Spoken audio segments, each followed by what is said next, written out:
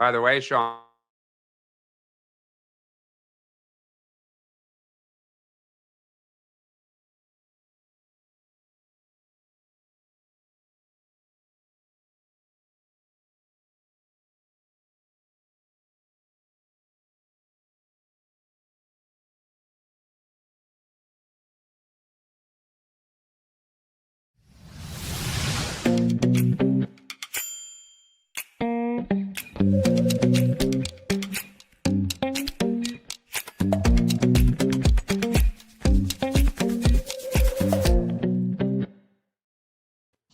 Hey guys, good morning. It's Friday the 13th, and Captain Sean Spicer has returned to the mothership. Look who's back.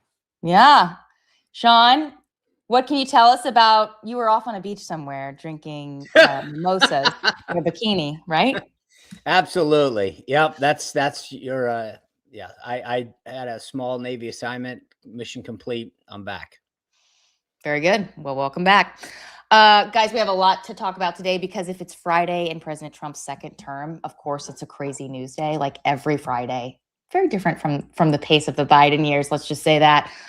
Breaking overnight, Iran has officially begun laying mines in the Strait of Hormuz. This is despite President Trump threatening for days now that they better not go there or else. Clearly, they see this as leverage to try to end the war. We'll talk about what that means for the war/incursion, depending on what you call it, what it means for the price of oil and other food supply, actually. How will it affect food prices back here at home? We'll also discuss these two domestic terrorist attacks we had yesterday within an hour of each other, one in Virginia, one in Michigan. What is the administration doing to keep us safe? What should the posture be on this? We'll talk about that. We'll also discuss some good news for the administration when it comes to pulling on Iran. They might actually be seeing a bump, although maybe don't hold your breath that it stays given the news of the past 24 hours, TBD. And you're never going to guess who is investigating those shady DHS contracts that we've been talking about a lot on the show recently. Not Democrats, but Republicans. So stay tuned. We'll have an interesting discussion about that. So first, let's just go through the day book here. Today, TSA employees, we're going to talk about this in a few minutes, missed their first paycheck, first official full paycheck. I believe their last paycheck, they only got 30% of it or something like that. Somewhere like that, yeah. It's tough. It's tough to be a federal worker right now, especially if you're in TSA. 8 o'clock, the secretary was just, Secretary of War, Pete Hegseth, was just briefing the media with General Kane. Dan, you said you caught a little bit of that. I wasn't watching it. Yeah, just quick takeaways because I was watching Fox News leading into it. Sorry, I'm looking for the new Bureau of Labor Statistics just released some personal consumption data, so I'm trying to find it. Okay. Fox News, right before Hegseth came out, said they don't want to hear about the firepower, but what's the plan? And I found that interesting that was Fox News's kind of lead-in. For those who haven't seen it, that was Hegseth was going after the media, telling them they need to write patriotic headlines. And he kind of said, don't worry about the Strait of Hormuz, which I found interesting, that he kind of tried to downplay what's going on. But, it's fascinating to see how they're doing this in the modern media environment. Hegseth was certainly throwing chum into to the base, going after the media. He's pretty good at that. Throwing chum in the water. The question is, what does it do for, those swing voters who actually have questions and are really concerned and want to I mean, again, nonpartisan answers. Go ahead. Yeah, that Fox is saying, I don't want to hear about firepower. I want to hear about the plan. Right. And we are very much going to talk about the Strait of Hormuz today. We'll come back to that in a few minutes. Anything on let's see. Well, let me go back to now looking. Personal consumption expenditures. We'll come back to it, Dan, if you see something pop up that seems like a headline. Our correspondent here on the ground, Dan Turrentine. At 2 o'clock, the president's going to be signing executive orders in the Oval Office. At 2 o'clock, the vice president is going to be in Rocky Mountain, North Carolina. Is this part of the affordability tour, I assume? Like, try to pivot back to affordability? I actually haven't seen a lot of headlines about what he's doing down there, but... I think people are curious what he does talk about. Does he talk about the war, or does he talk, what is he focused on? Yeah. 3 o'clock, the president's going to be greeting the national finals rodeo winners. This is fun. At the White House before he goes to Palm Beach. Who's for an electronic bull riding machine somewhere on the patio, maybe at some point. You know what's wild? We're in the middle of a war, and just what you said. He's going to welcome the rodeo, then he's going to go to Palm Beach. Hey, you gotta keep living, right? Like you gotta live your life. I love the rodeo winners at the White House. I think that's fabulous. I love Palm Beach the winner. So yeah, okay. That would be nice. Perfect day. All right, let's do a quick word from our sponsors. I know each of you guys are going to be. Well, Sean's been away, so which means he's been away from Cozy Earth. Sean, oh no, travel fail. You have to pack. I had to pack very succinctly. Well, I mean, I could have packed more, I guess, in theory, but I was packing tight and had some uniform items, etc., that I had to get in there. And unfortunately, some of our footwear is not exactly travel friendly. So I did not. Big mistake. I failed. I did not bring my Cozy Earth. And I literally remember Dan saying, the summer pajamas. I've loved my Cozy Earth pajamas. And I was like, literally have open on my website, my order right now using our code Huddle at CozyEarth.com. I'm getting the summer version of the pajamas. I'm not kidding. Like, these make sleeping so comfortable. So between the blankets, the towels, the candles, the eye mask, I did do that. But I'm telling you, if you are a big fan of getting a good night's sleep, get the pajamas. I'm getting the summer version of them now. The winter ones have done me well. But I'm telling you, you will not go wrong with the Cozy Earth pajamas or anything, frankly. That's the beautiful thing about Cozy Earth. From morning to night, the joggers, the pants, the pajamas, you are going to crush it. So go to CozyEarth.com. Be like me. Use our code Huddle right now and get those. Get something for the summer, because it's so comfortable that when you don't have it, you realize it. Sean, is our relationship to the point now when we're not together, you think of me? Is that it? You're like, I'm thinking of Dan and Cozy Earth, and you just. I did. I was getting ready for bed, and I thought to myself, what would Dan be putting on right now? Exactly. All right. And I thought, he warned me. He said, get those Cozy Earth pajamas for the summer. I do have the winter ones. I wore them last night. I got home, switched right in. Well, speaking of getting ready for bed, CB Distillery. We always talk about it. Sean, I don't know about you, but when I don't get a good night's sleep, that is when like marital little arguing can start. When you're tired, you get agitated. You're a cranky guy. You can be cranky. Yeah, at work. He's never cranky. Never. Yes, and so nothing gives you a better chance for success in your professional or personal life than a good night of sleep. And if you have aches and pains, CB Distillery can help you. It relieves your joints. It can just really help with a lot of different things. It's, I've said this before. I know a lot of people in the running community who use it. I have a lot of family members that use this, even people who were like, oh, I would never use a product like this, kind of just from the just say no generation, who are like, no, actually this works really well and helps. And it's tested, it's third-party approved, it's safe.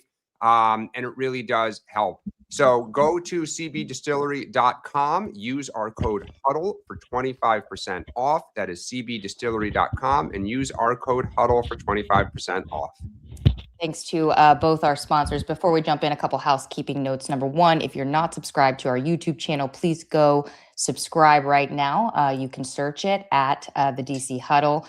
Hit that subscribe button. It helps us, supports the show, and gets our show in front of more people. So that's number one. Number two, if you're a premium member, don't forget, we have the post-show conversation today. Dan is going to be leading that. So make sure you check your inbox for the Zoom so you can continue this conversation with Dan after the show.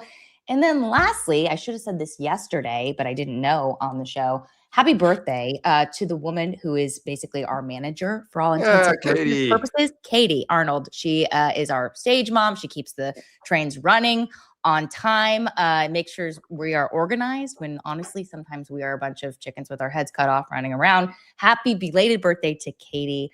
And that's all on my end on housekeeping. Anything else, guys, before we jump in? No, we got a lot to get to. Yeah, let's go. Okay, so Iran, let's start there.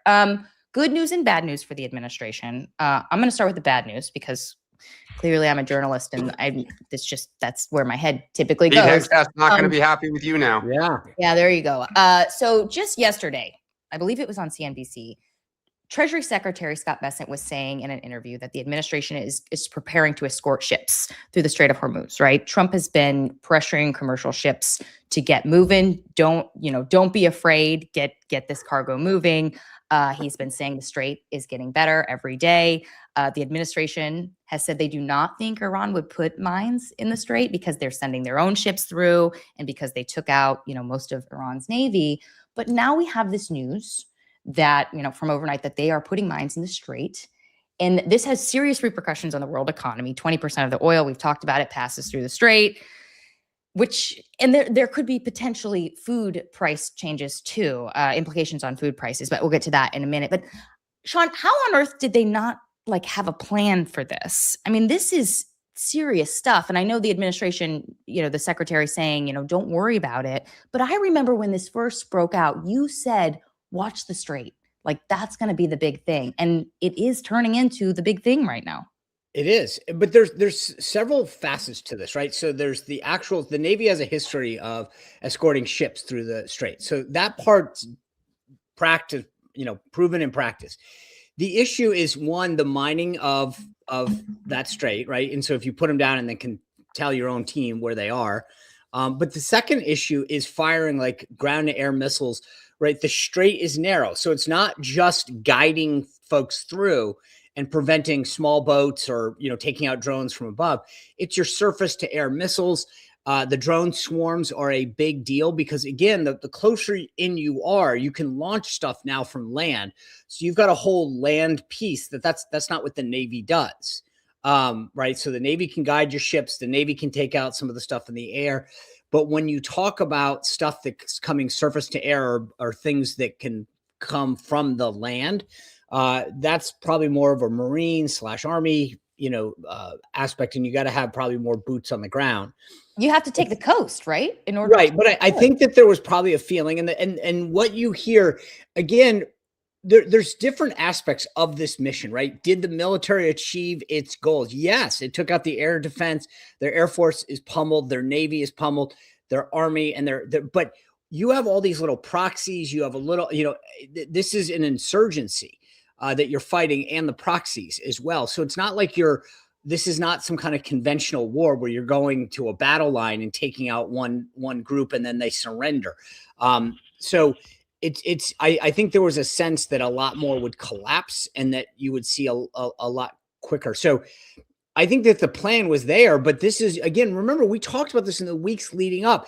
The easy part, and I say that in air quotes because it's never easy and lives are always at stake, but is to take out the major assets. Here, take out their ability to fly, take out the plane, take out and sink their Navy. Boom, done. These other things, the insurgent aspect to this, the asymmetric aspect of it, is not as easy to do it. And when we talked about the planning leading up to this and the fact that, when you go into that room and the president says, okay, then what? And there were rumors about people from Chairman Kaine on others that would say, well, that's when we enter X factor. And that is what happens. You can't, there's only so much you can plan out. You can be ready for a lot, but you don't know who they're going to pick, how they're going to react to that, what other proxies are going to act on their behalf. And those are all the X factors that you can only plan so much for. Yeah. And we are seeing that, again, not just going to impact oil prices, but there's this item in Axios this morning saying that a third of the world's fertilizer actually passes through the strait. And now you have the American Farm Bureau warning the president that supply chain shocks are going to drive food prices higher. And this is obviously in the middle of a midterm. You got a president who's run on lowering prices. This is going to be people going to the grocery store, potentially paying more. Dan Biden. Now remember, the tail on that is going to be a lot longer. So this is where, because you've got to plant. I mean, so the fertilizer stuff you can hopefully get ahead of. But those are the long-term consequences. We talked about this. This isn't even the tip of the iceberg of the problems that they'd have. If we're dealing with fertilizer problems, I think we're going to have a lot of economic issues that are at that stage. Dan Biden had this issue too, right? Like during Russia's invasion in 2022, when it first started, apparently there was this problem with grain exports, and that really drove up costs here in the U.S. Like, there's not an easy solution for this. Like, to fix you might as well be channeling Biden's political team heading into 24, which was gosh darn it, these were all external shocks when a war breaks out, and they're transitory, it's temporary. But the reality is the real lives of real people. And I go back to, and we're going to talk about the polling here in a second, that there was no rallying of the country and laying out leading up to this. Here are the shocks that we're going to experience. There's going to be, a step backwards to take steps forward type of messaging. And I think, as Sean said, this is the challenge when you try to do everything through the air, right? We always have said this. How do you control the ground, right? Is it sufficient? I think at the end of the day, they thought they could decapitate the leadership and this would all end quickly. Problem is, it hasn't. So I think it is a huge political problem because I've said this before. Once inflation enters the bloodstream, it's really hard to get it out. And so Sean's right. It is not just food. Almost any widget that is manufactured, you need energy to power it. I saw there's a thing in the Wall Street Journal about airlines. Spirit Airlines' cheapest prices have doubled in 1 week. Whoa. Right. So think about people who are getting ready to plan for the summer. Right. If you're looking to go on a trip or whatever, airline prices are surging because they have to buy the gasoline. They have to pay the market rate. You can only hedge so much. So, if I'm the White House, this is a huge political problem. Huge. Yeah. We should, before we get to polling, two other quick things. A scoop in Axios that the president told G7 leaders during a virtual meeting on Wednesday that Iran is, quote, about to surrender. That probably wishful thinking on the president's part, but he has access to information we do not, so could be. And then also overnight, tragic news, CENTCOM announced that 4 of 6 U.S. service members were killed when a refueling plane crashed in Iraq. Obviously, prayers for their families. The good news. One quick point that I was reminding myself. When I think back over the last 10 years, the political experts have always said, if Trump does this, it's the end of his career. If Trump does that, or he'll never get to this. The economic experts have always said, this Trump policy is going to lead to some sort of economic meltdown. Never happened. In fact, quite the opposite. I would argue that if I were a betting person, I would stop betting on what the experts tell me and bet on Donald Trump. We'll see. But that actually is a good segue to the polling. Sorry, Dan, were you going to say something? No, for all we just talked about, in fairness to the Secretary of War and the administration, they have decimated a lot of Iranian assets. And we haven't said this, but Hegseth, I didn't say this here, said that and the news alerts are going out, that the Iranian leader, we believe, is badly wounded and disfigured, I think is the quote that Hegseth said. And they think he's basically unable to communicate, verbally. So it is possible that the Iranian regime is close to collapse. But as Hegseth and everyone would probably say, or he did say, we don't even know who's really in control because everyone's getting taken out and they're hiding and they're having trouble communicating. So it is possible the Iranian regime folds and that Trump is, we achieved the ultimate success. It's possible. It's a perfect segue to the last part of this segment, which is about the polling, right? It looks like it could that this, the war, the incursion in Iran could be gaining in popularity. TBD on this, but the Washington Post has a poll that 42% support and 40% are opposed to what we're doing. But the week before, their polling showed 52% opposed and 39% support. So that's a shift. I was going to say my question, Dan, you kind of already asked it. I was going to come to you and ask, you've had a lot of criticism for this administration in terms of the messaging and them being all over the place, but clearly something is working. Some sort of message is sinking in if this is the direction things are starting to move. I mean, look, again, it's one poll, but yeah, it is one. It does. Well, Fox News had it at 50-50 a couple of days ago, and I remember seeing that and thinking, is that an outlier? But maybe it's not. Yeah, no, totally. Look, none of this should surprise us. Look, we've talked about this all the time. This is, I think, if you dug into the crosstabs of this, you'd see two things. One, Republicans coming home, so that we talked about this. There was an initial split. Trump went out, made it very clear, this is MAGA, this is America first. And people said, got it, salute. So they came home. Second is, if you play to a 50-50 tie on independents, you're going to, this is where I think if you said Trump cured cancer, you'd probably get a pretty close result. Like right now, where we are as a country, 50% reflexively hate anything he does, 50% will love it. And then you're playing for a mixed bag at the final 10 to 15%. Yeah. I agree with Sean. All right. Well, let's move on to our second topic, this domestic terror that people are concerned about naturally. 2 back-to-back domestic terrorist attacks. FBI is investigating both of these. One of them was in Michigan, a Michigan synagogue just outside Detroit. A 41-year-old naturalized citizen born in Lebanon. He was killed after ramming a vehicle into the synagogue. The second one at Virginia's Old Dominion University. This guy had apparently been in prison for attempting to aid the Islamic State on some other terrorist attack, had like 10 years in prison, but was released early, ended up killing 1 person and injuring 2 more before he was also subdued. Yeah. By the way, not just subdued, it's important to note from at least the media reports, it was a ROTC class of individuals. Just kudos to those folks that stepped up. From all of the reports, they saved lives. Their action, and in so many circumstances in this country right now, we see people standing by and watching something happen. Thank you to those folks that took action and saved lives yesterday down there in Virginia. Yeah, absolutely. So we talked about this a little bit yesterday, and the administration, some people are starting to warn people that there could be more like this. Be on alert. Are they raising alarms enough, Sean, or like should they be doing more? Like what is the right balance in terms of like warning people that this can happen and they need to be on alert but not scaring people?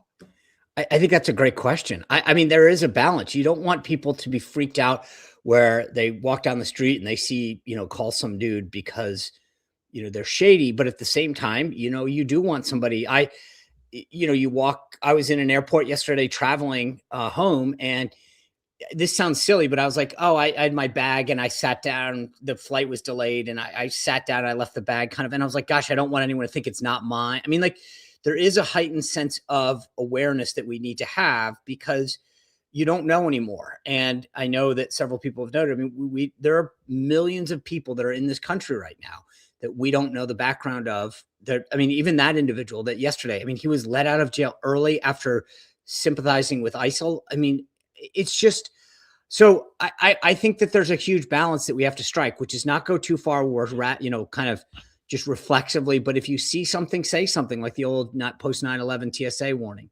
Yeah, absolutely. And just to bring it back to polling here, people are saying in these polls that they think the war makes them less safe, despite some of the shifting we're seeing overwhelmingly in a bunch of polls. Fox News, 51% of Americans say the war makes us less safe. 29% say more safe. Washington Post poll, 53 to 46 is the margin, saying that the war is not going to contribute to long-term security here at home. So people are very worried about this. Those kind of comments, you may disagree with the tactics, right? I get that. You have a state actor that literally chants death to America. And some people are saying, well, I don't see how taking them out will benefit us long-term. That to me sort of defies logic. You do realize their goal was to take us out and to hit us. It was just a question of when, how hard, how many. Right, but now, Dan. So then you think we should change the regime? I do think we should definitely find a sympathetic, like a leader that wants to work with us. Sure. Yeah. But again, with the nuance in like, I don't know that. Do you believe that what happened in Venezuela is regime change? Sure. Kinda, yeah. No, no, but you get what I mean, the nuance, right? Is Delcy Rodriguez the change, or is she just willingly to? I mean, well, look, but I think it's now, so. Yes. But this is the challenge, which is if you leave the regime in place, even if it's do the Venezuela model, and they're like, yeah, we're still going to fund terror networks, and in fact, we're going to get even with you guys. Right. That's a problemo. You could even take out the regime and put a U.S. friendly figure up, in charge of Iran, and you could have these lone wolves. Yes. Who, it's still like, and they're watching this stuff, and all of a sudden they're becoming inspired, and they go out with the gun. Look, I just want to be clear. Yeah. At some point, somebody will say whatever it takes not to get killed as the leader of Iran, right? Yeah. But trust me when I tell you that either them or the lieutenants are going to go say what you have to say, but we're going after them, right? Yeah. So this is not over. I mean, any belief that somehow they're going to wake up and say, you know what, we shouldn't be chanting death to America anymore. That was wrong. Probably not going to happen. Dan, last thoughts on this, and then we'll move to DHS. Look, the other part of DHS. I'm in California. They're worried about the Oscars. There's a big Iranian community here in Southern California. You know, people are on edge. There are reports of, you know, the drones off the coast. We talked about yesterday. ABC News, you know, had this thing yesterday.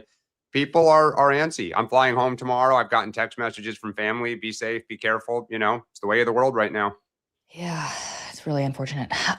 Okay, let's move on to the Department of Homeland Security. So we talked about this yesterday a little bit, these leaks coming out of DHS, throwing former Secretary Noem and Corey Lewandowski, her right hand, under the bus.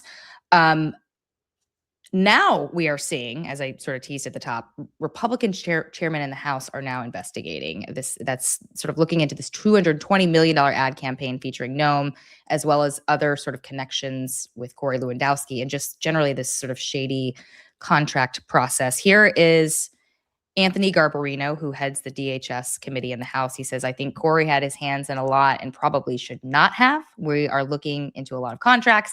And even Jim Jordan, I would never want Jim Jordan investigating me. The ultimate oversight bull on Judiciary Committee, saying he's looking into this. He says, it sounds like the president is concerned. So, you know, we certainly are as well. And we'll be taking a look. Sean, this is really rare to see, you know, an oversight committee go after their own party. I mean, typically in the modern oversight era, it is used to go after the enemy, whether it's like Obama, the Hillary Clinton emails scandal that really hurt her in 2016.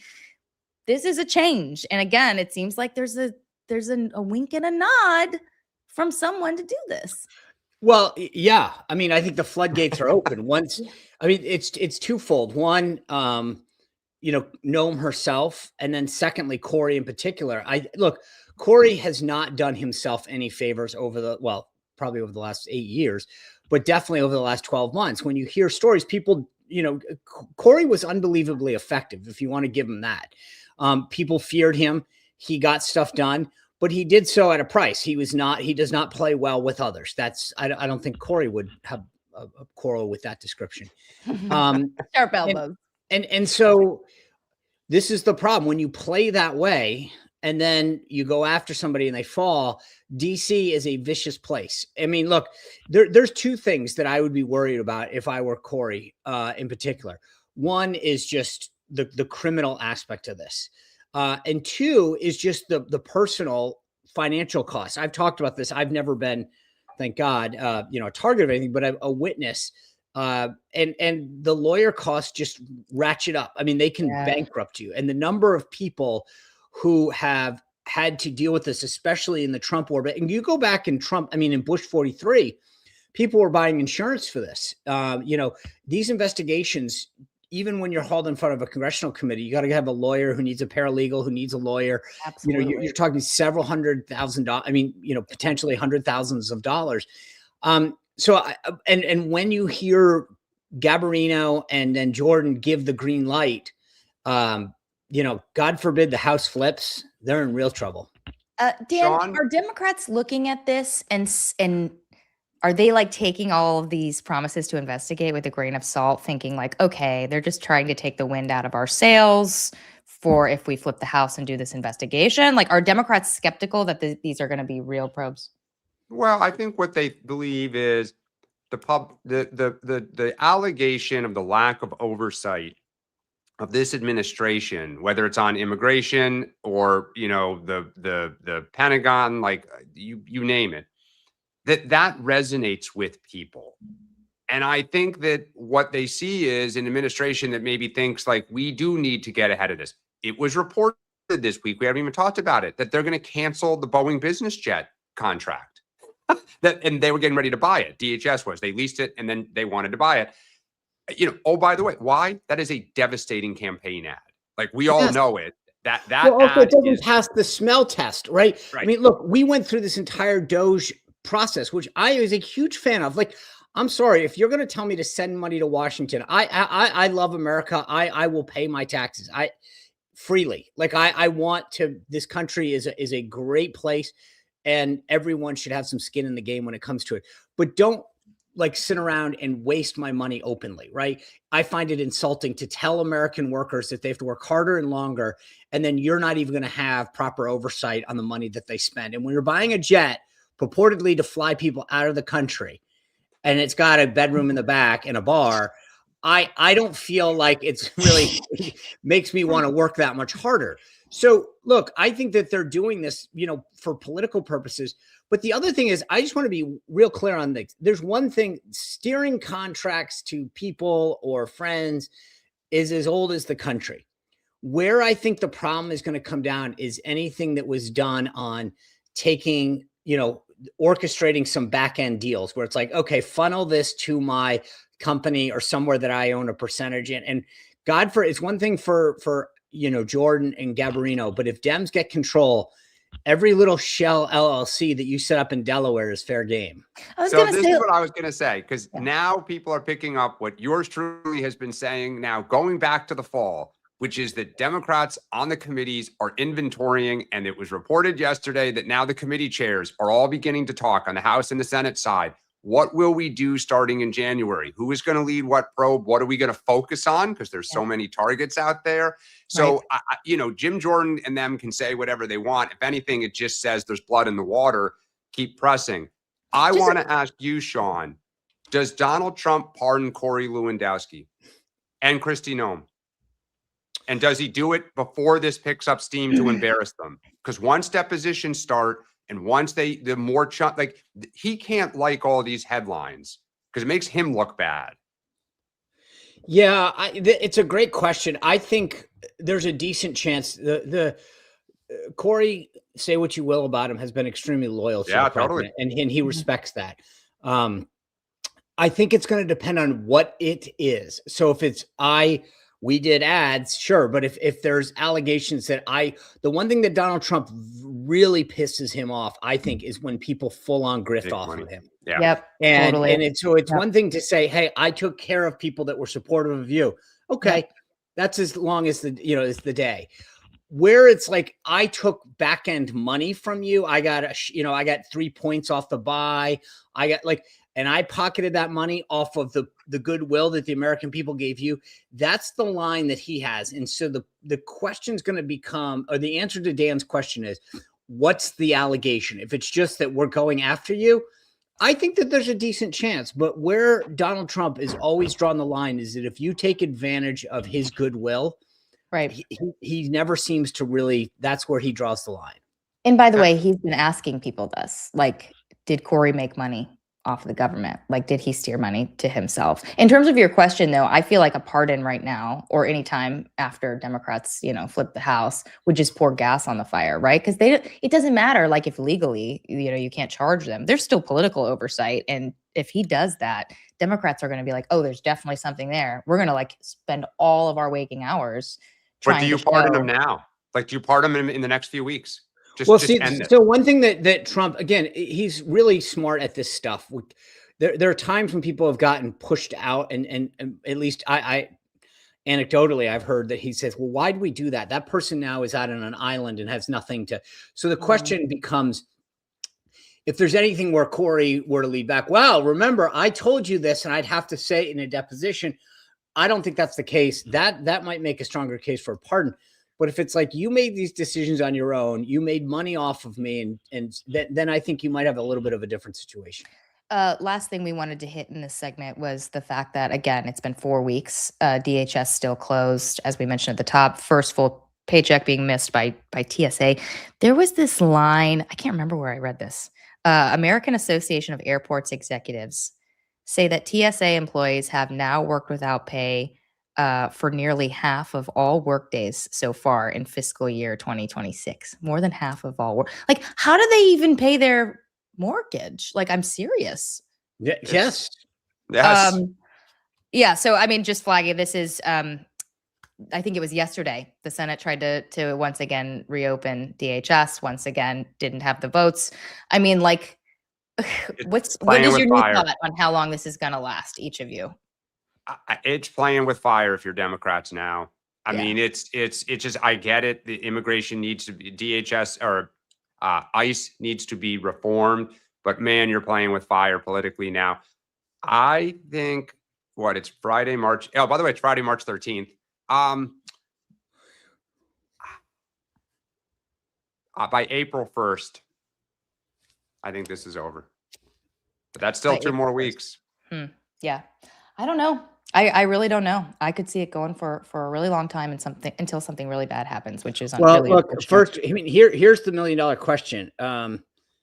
Easter is it's I think the first weekend in April. I believe it's early this year. I think. Yeah, it's the 5th. Yeah, 5th of April. Mm-hmm. They're probably out the week before. And the week after. I think they're out both, actually. Yeah, look, this is going to be a big problem. Like that. Yeah, good so call. if I had to guess, that's your sweet spot. Yeah. Yep. Because people will see the airlines getting long, the lines, and members will see it. They'll experience it. They'll go home. No.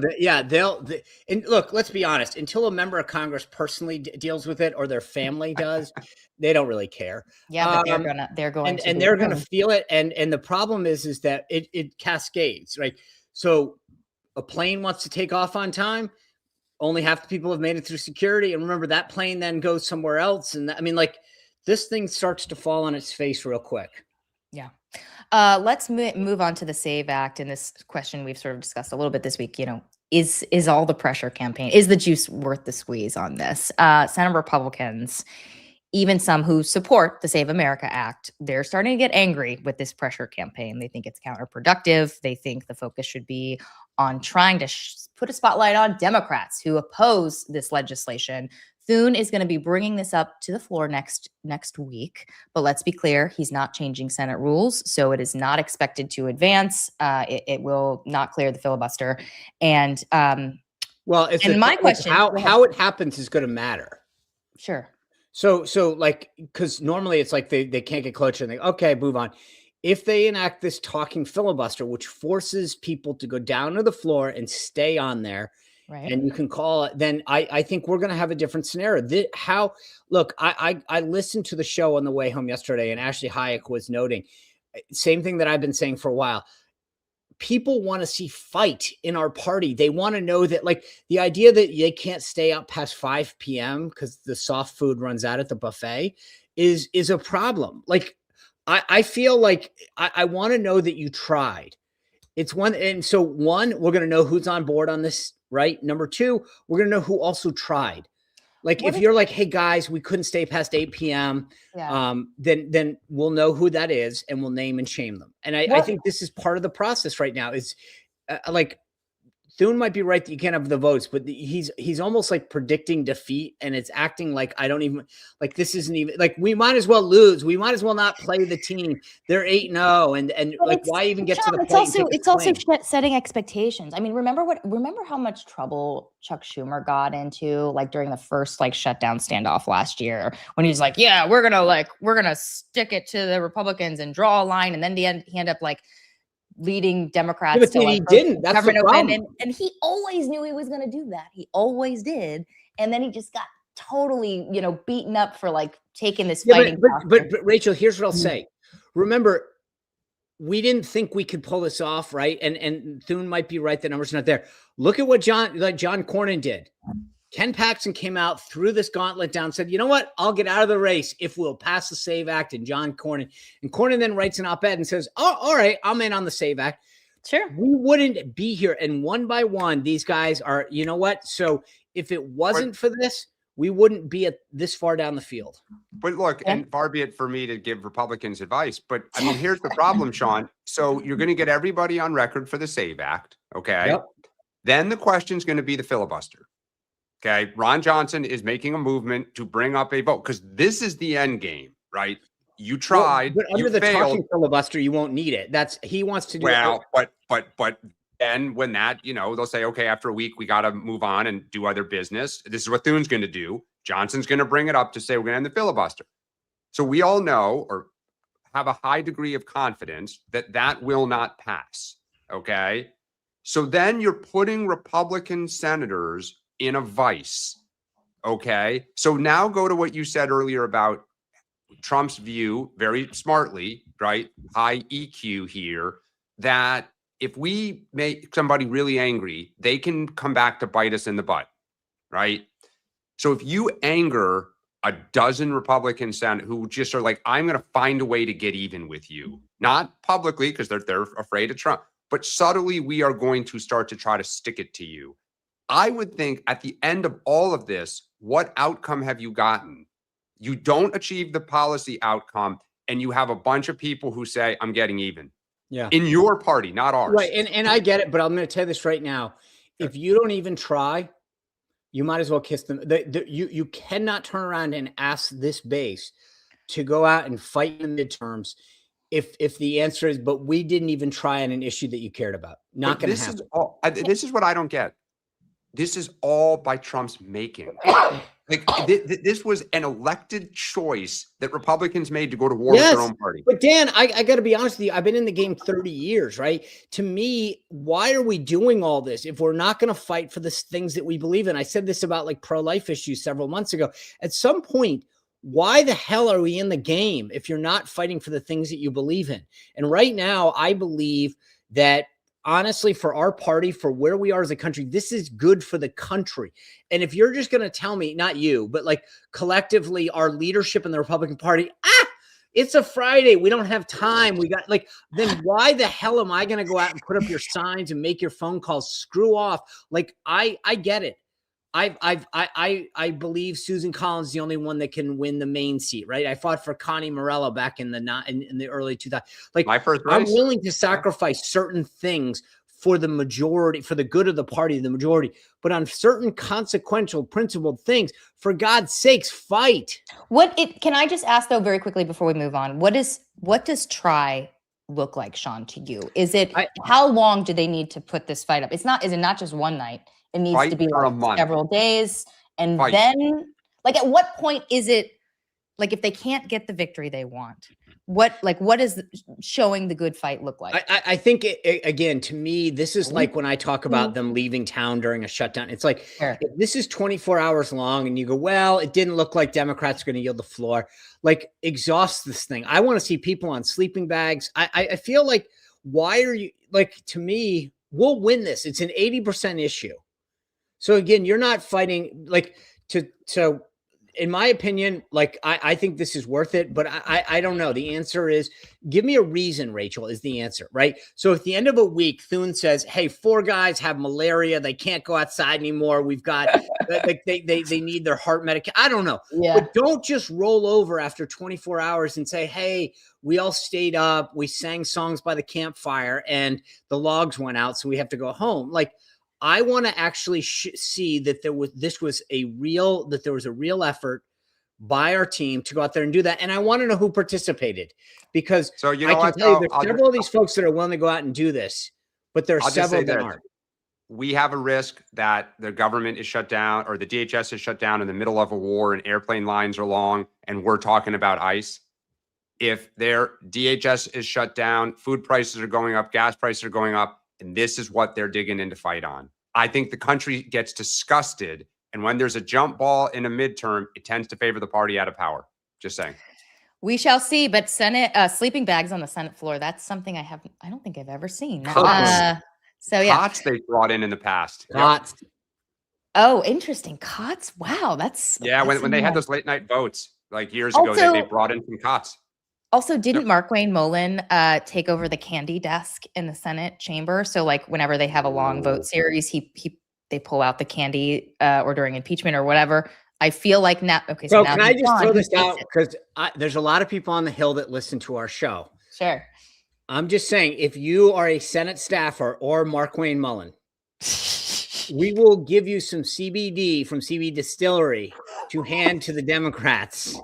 Just saying. That might not be a bad idea. A little CBD from CBD Distillery will give you our code from the Huddle, 25% off, and maybe your colleagues on the other side fall asleep.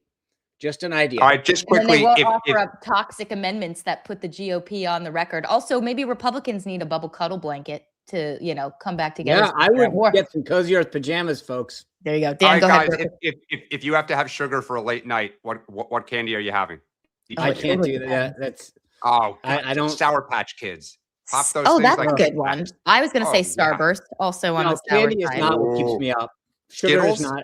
I'll do caffeine. Oh, Sean, you do some crudité and some crackers from Whole Foods here. Come on. My thing is donuts. I just Oh. those little powdered donuts. How can you, like, at that hour? I don't want that in my stomach. Yeah. Oh, I do. Give me all the donuts all the time. All right, All guys, right, we got to let do me Just say winners, this. All right, losers. hold on. Before we do this, it's Friday. Where this issue right now? You asked Rachel what success looks like. Are we talking on Friday of next week? Are we talking about the status of the SAVE Act? We're talking Yeah. about Republican senators that oppose ending the filibuster.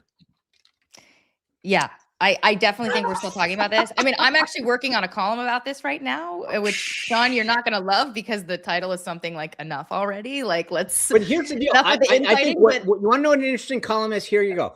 I put all these guys down on the record. I think we should have a little scorecard, 1 to 53. Who supports it? Who's willing to fight? Because I can give you Ron Johnson, Tommy Tuberville, Katie Britt. There's a list of people that I know are willing to fight.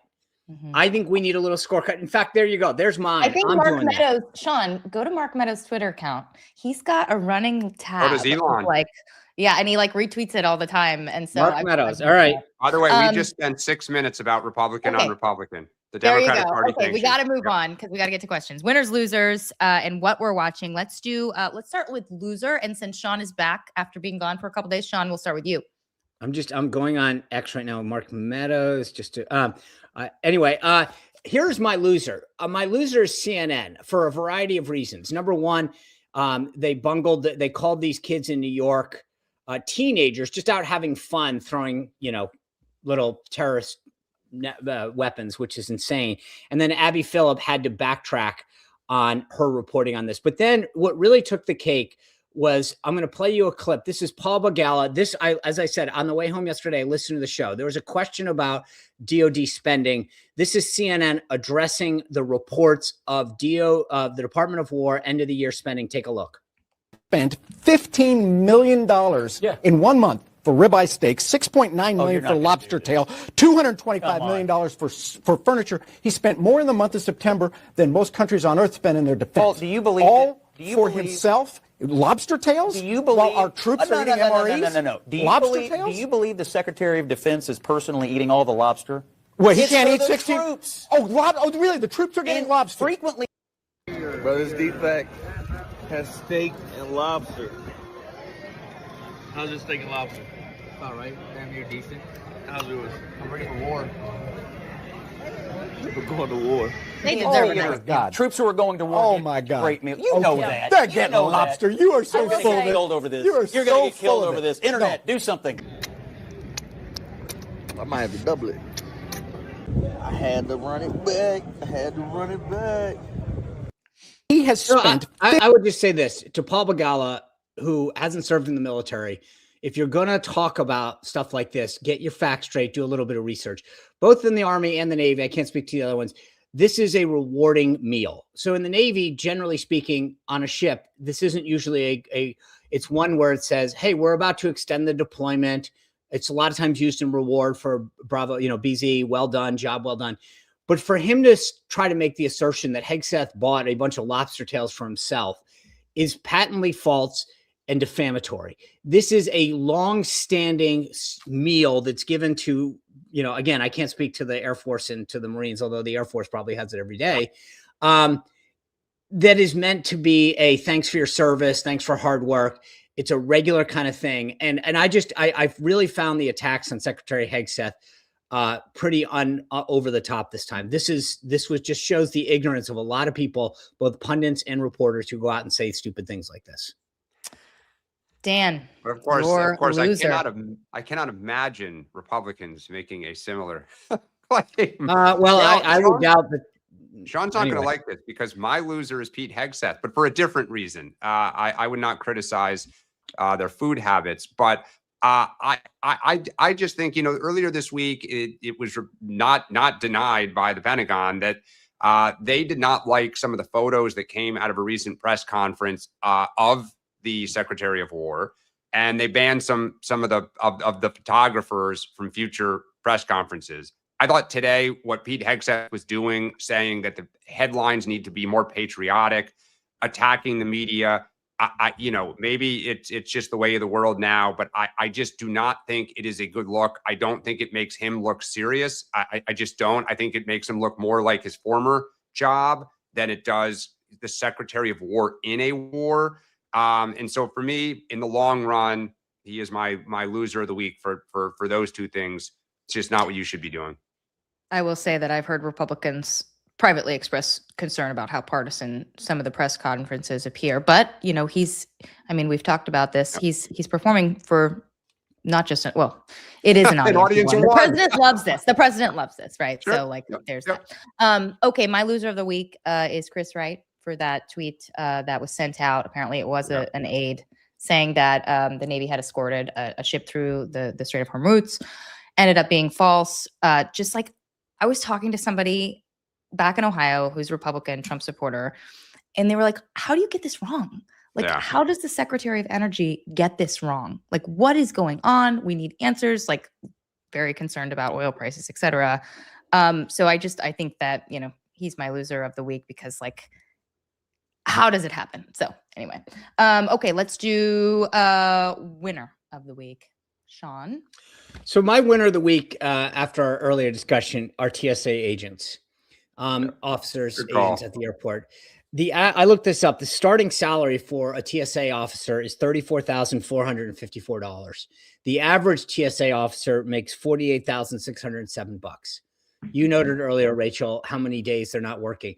Yeah. When you're making that much, there's no way you're not living paycheck to paycheck. Yeah. Not knowing how you're going to pay your rent, how you're going to take care of yourself. Never mind those individuals that have families, and they're there every day. People are pissed at the end of the lines. And so I would just say this: if you're traveling, understand that those people are not working without pay. They're equally not happy to be there. And for you to get to the top of the line, it may suck. The lines may long, but remember, they're there for you. And so if you're traveling in the next few weeks, maybe just give them a little bit of grace, say thank you.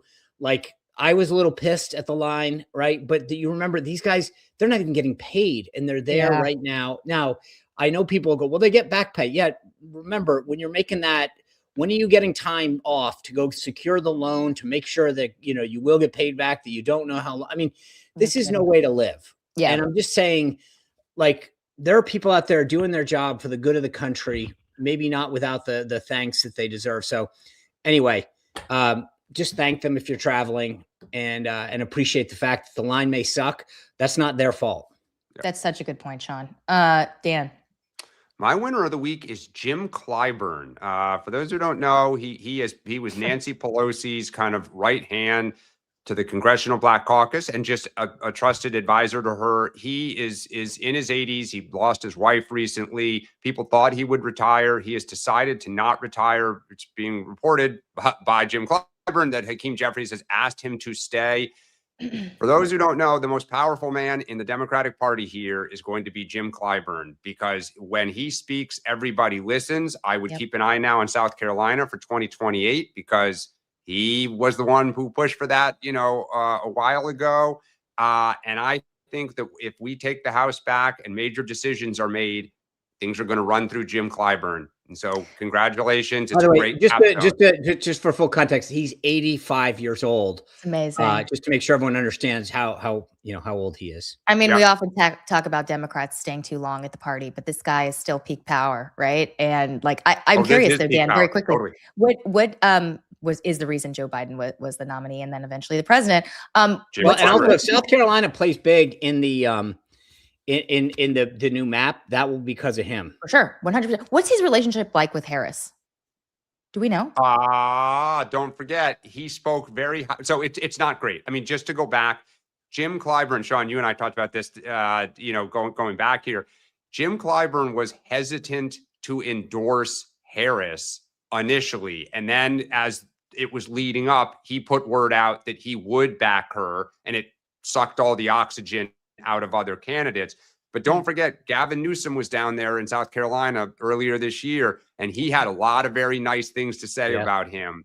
That's right. And Pelosi's behind Newsom too. So they're. Well, look, I've said this. If I'm Kamala Harris, I have to lock the CBC down. Now, I was told earlier this year or now last year that the CBC would not back her. If Cory Booker runs, it gives them the out to say, hey, there's a couple of different people here. Right. But I'm going to watch to see if Jim Clyburn, where does he go? Again, the most powerful man in the Democratic Party. Okay. Good one. Let's go to what we're watching. Sean.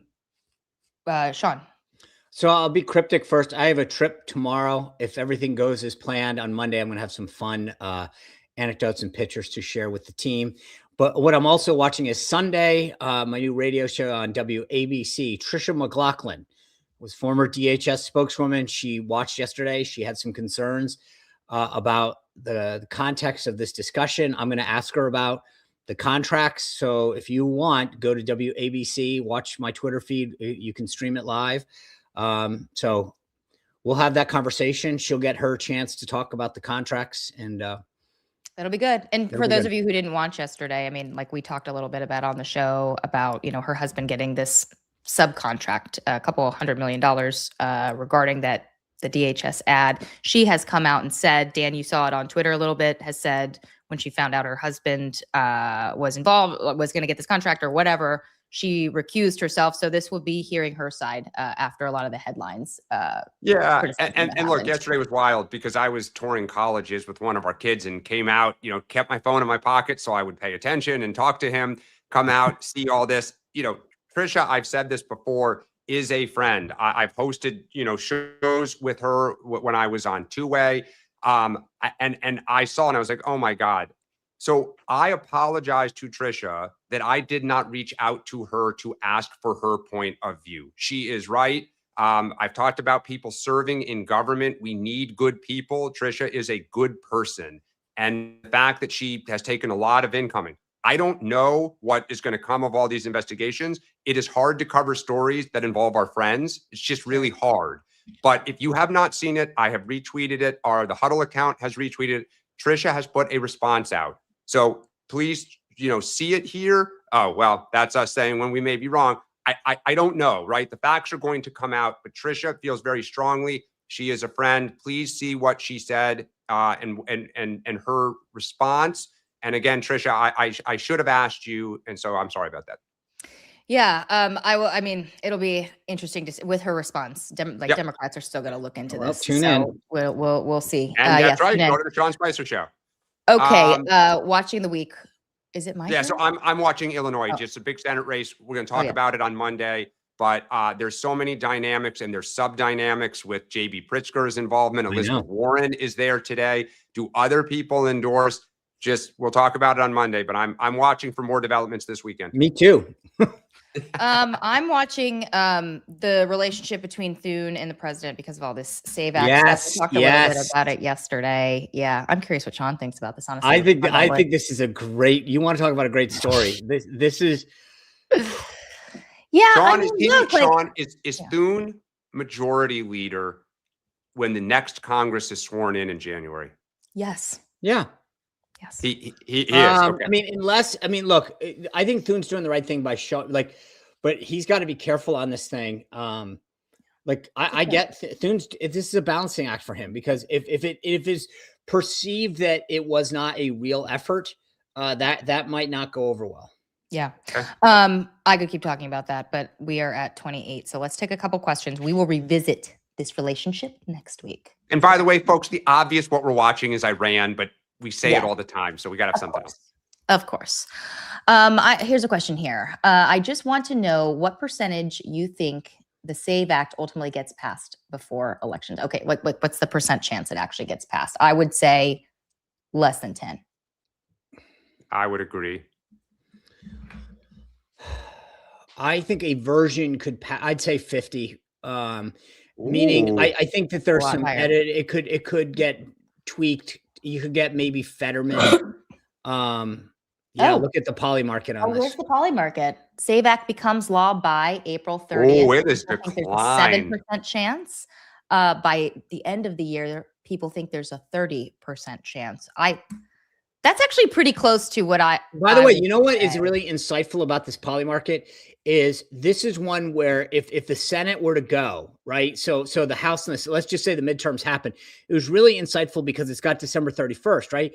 what I think this means is if you're Trump and you go, hey, you numbnuts, you just lost the elections and they're gonna blow the filibuster up. So let's at least do something now. I think that's interesting. Yeah. That's worth watching. Let's take another question.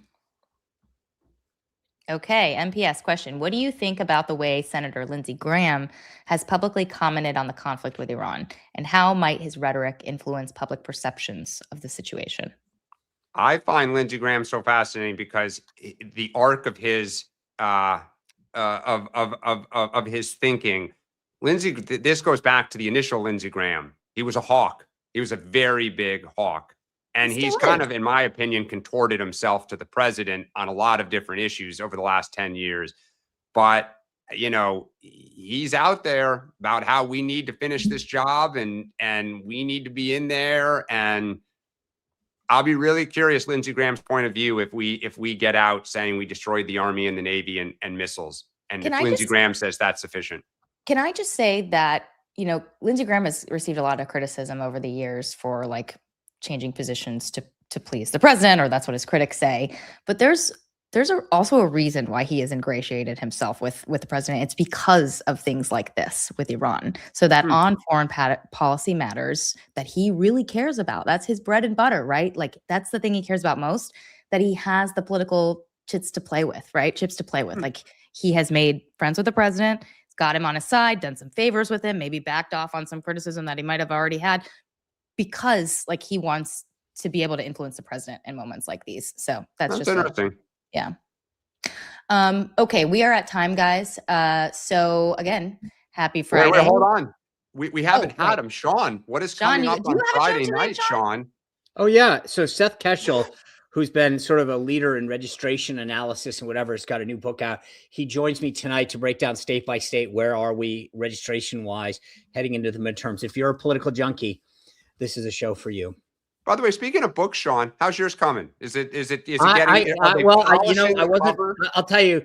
How about this? I will save it for next week. I will read you part of the foreword from President Trump. I was really excited to get the. It is we're off to the races, and the president's foreword was very personal, and it was a shock because I mean, just he was very gracious as he is. So I'm excited. If you want, go check out Trump 2.0. I'm excited. I love this book of all the ones I've written because it's, if you want to understand why Trump 2.0 is different from Trump 1 in a real way, go order Trump 2.0 on Amazon. And a reminder, guys, if you're a premium subscriber, jump on right now to the Zoom. Dan will be on in a few minutes. I'll be on just a few. All right. We'll see you on Monday. See you on Monday, guys.